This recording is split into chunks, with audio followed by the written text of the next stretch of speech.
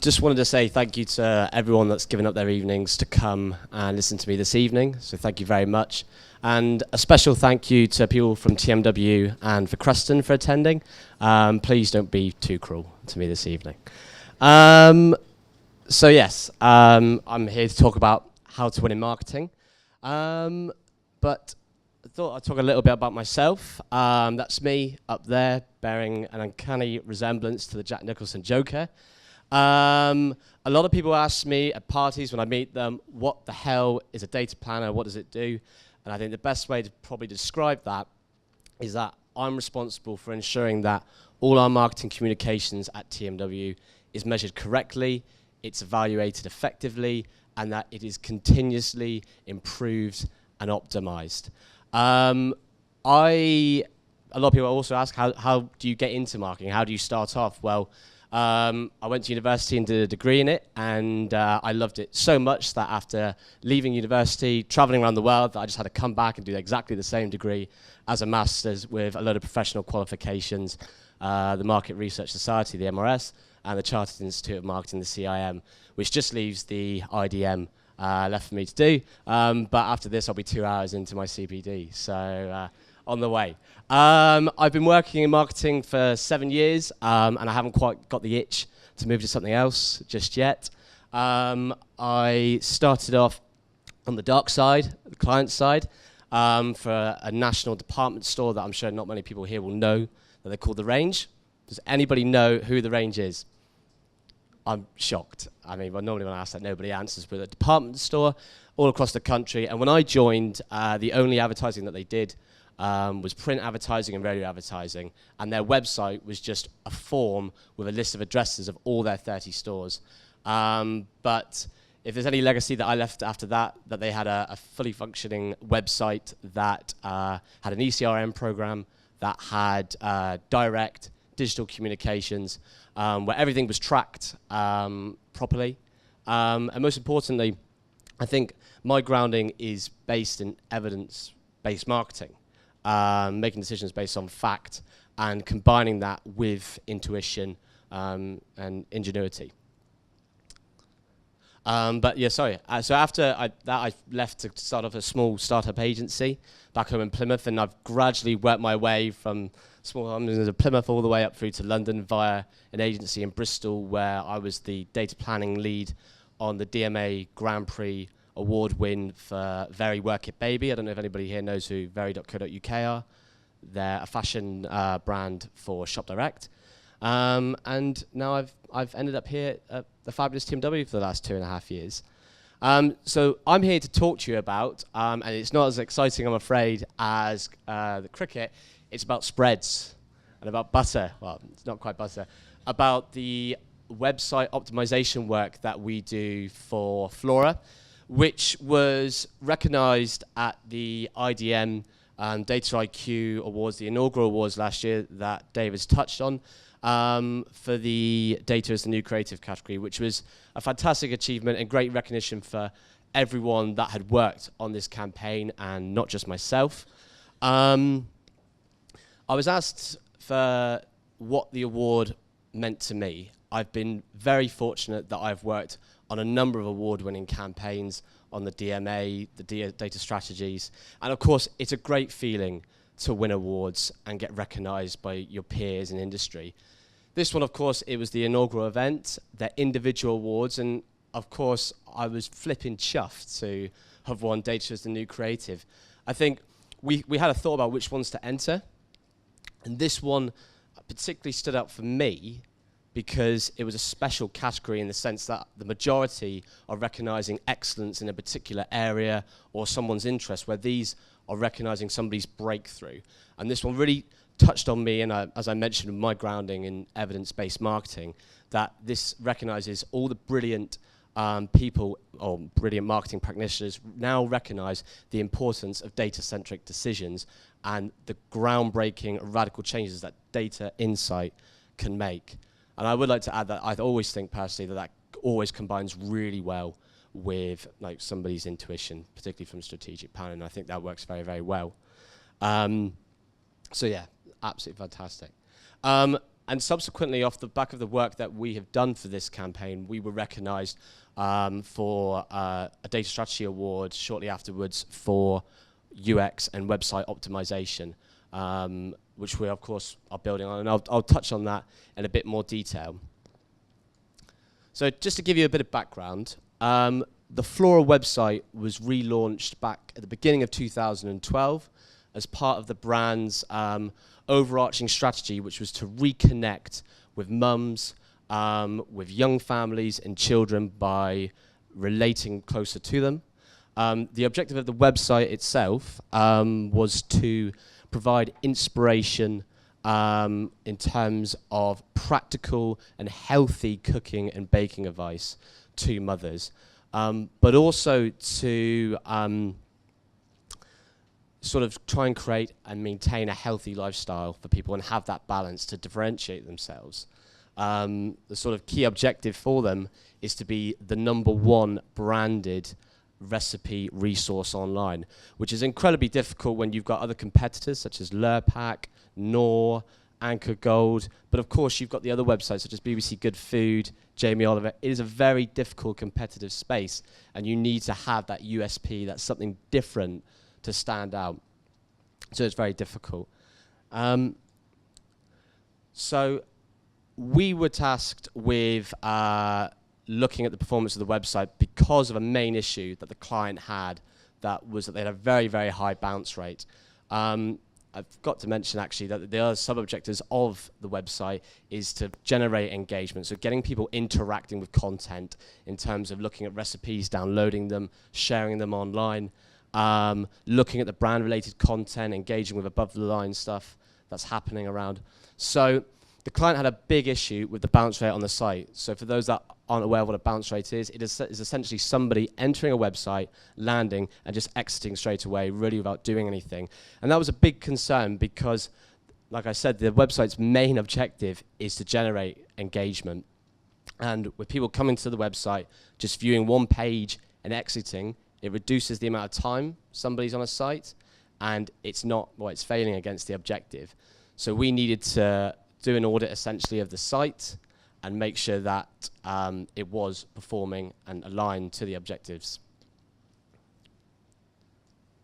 So my role within this project was essentially to create sort of an analysis plan, coordinating with all the other agency stakeholders, but also third-party agencies that we work with, such as media, but also the website agency. Because although we sort of produced the content, there was an agency that actually built it. So normally when we think of a bounce rate, what we would normally do is actually think, well, is it site-wide? Is it happening just on particular pages? Is it a particular visitor type? Is it paid media? Is it social visitors? Is it the device that they're viewing a website on? Is it on their desktop, their mobile device, et cetera, et cetera? Or are there actually problems? Are there technical problems with the landing? But with this, we took it a bit differently. And what sorry, I've jumped ahead of myself. But what's important when you're looking at results of a website is to contextualize it. So this is just an example of some results here where we were looking at site traffic over the time, over the duration of this campaign, and looking where we had sort of above the line activity. And we actually noticed sort of when you're looking at peaks and troughs of people's engagement that it coincided with better quality traffic, more levels of interaction was occurring when we had above the line activity. But this is something that's just, important to understand when you're looking at sort of projects like this. This is my favorite slide in the deck. But what we found out was that there was a fundamental error in the client's perceptions of that, look, the site's got a humongous bounce rate, the website's not doing its job. What we actually found is that the vast proportion of people that enter this website do so and land on individual recipe pages. So they come in, they land, it's got everything they could possibly want in terms of content, ingredients, cooking instructions. There's a massive print button for them to hit to print the recipe, or as I don't know what a lot of people in this room do when they're baking recipes, they just have the page on their tablet, on their phone, and they're just looking at it and going in and making these recipes. So what we found is that all these people were landing, 70% of all traffic landing on these pages, and they were doing what the sort of goal conversions and what the objectives of those pages were. We knew that most of that traffic was coming from PPC and SEO, because that was the role of those channels, to get them to it. I mean, when somebody's looking for a recipe, they just want to find it straight away, land on that page, get what they want, get out of Dodge. They don't want to have to go through and navigate a load of pages in a very convoluted and difficult manner. Simple.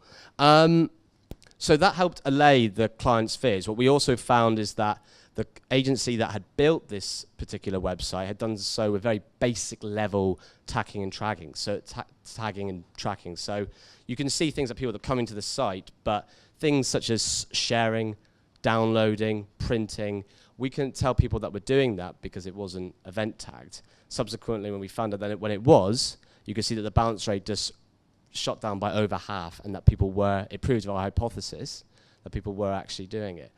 But we could have stopped there and answered our brief and gone to the client, there you go, bounce rate's not an issue, website's doing absolutely fine.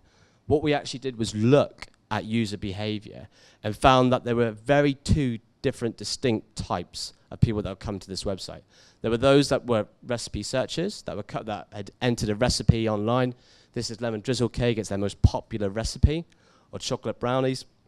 But there were others that were coming to the site either via the homepage or from a campaign, and then looking at the brand content, looking at what material was on there in terms of healthy lifestyles, etc. So this is just an example. Sorry, it's not the most exciting slide. But so then what we did is that we could see that there were two distinct segments on the website, and that tailored our recommendations and our strategy for these two segments, ultimately to optimize their experience moving forward.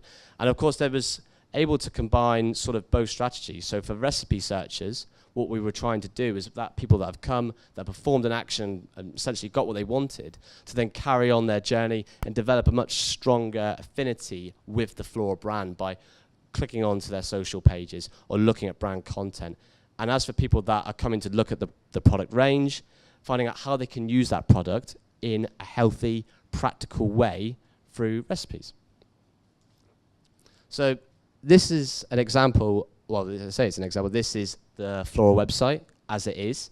You'll have to take my word for it that it's infinitely better than the old site.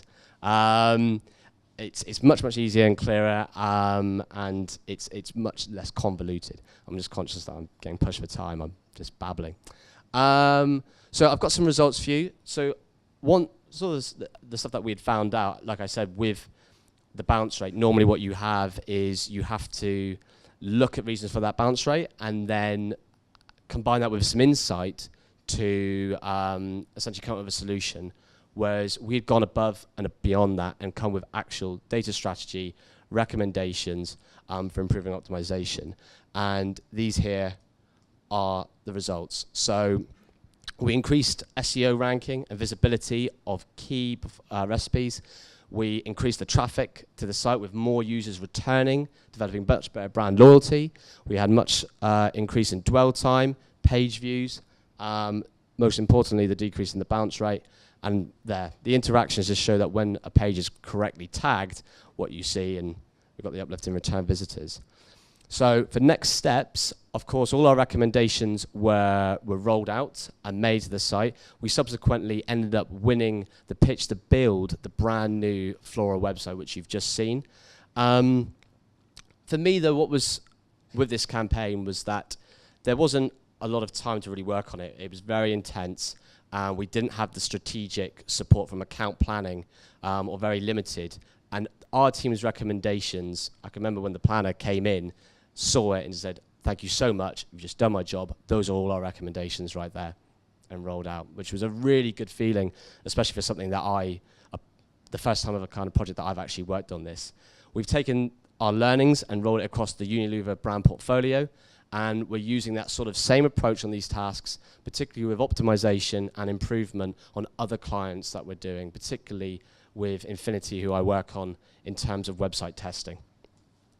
So very quickly, I've just thought I'd give you my tips that I've actually written on my hand. The best bit of advice that I could possibly give is to trust your instinct. I think as humans, it's very easy. Ooh, I've gone back. It's very easy to copy somebody else's approach, and it's the best way that as humans that we learn is by following something else. But in this instant, I had nothing to learn off. There wasn't a sort of case study or a previous project that really had been done this level of granularity or undertaken before, and it obviously it's been very successful, and I've been very fortunate with it. And it just shows to trust your instinct. With this, I found out how, it's a cliche, but how important it is to have a healthy collaboration with your team and cultivating those relationships. And I think something I've talked a lot about, what I think now what you're seeing in data teams is the relationship between analyst, data planner, which I think is very similar to an art director and copywriter. The importance of being able to bounce off each other, share ideas, work together, which ultimately creatives do. And we're now seeing that now. I think Ellie touched on it earlier. It's not getting bogged down with data. It's being able to focus your approach on ultimately the stuff that you're going to change, you're going to make better. I think that's it. So thank you very much for listening. Cheers.